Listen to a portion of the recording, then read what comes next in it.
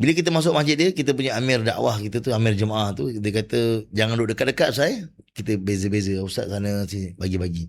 Saya pun sangka baiklah, mungkin sebab senang nak dakwah ataupun supaya orang tak boleh kesan kita kan. Tapi ada sebab yang lebih besar daripada tu punya. Imam dia pun masuk. Masjid 1300 tahun, lantainya buluh. Orang lama betul, rare betul masjid tu. Suasana macam cerita kungfu.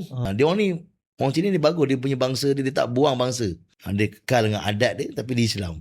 Tu yang best tu, culture dia kekal. Culture tu yang tak ada berkaitan dengan syirik pada Allah lah, berhala semua tak ada lah kan. Imam dia masuk, imam dia gemuk.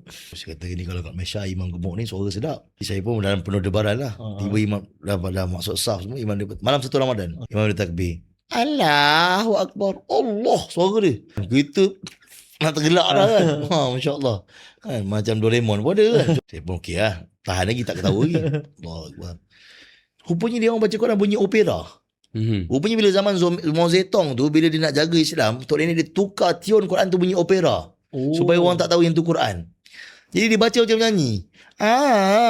Alhamdulillahi Rabbil Alamin. Manirrahim Maliki Yaumiddin. Faidab. Macam tu. Patutlah ketua jemaah tu kata jangan sampai dekat-dekat. Sebab orang Melayu ni ada tabiat, kalau seorang ketawa, satu masjid ketawa. Betul.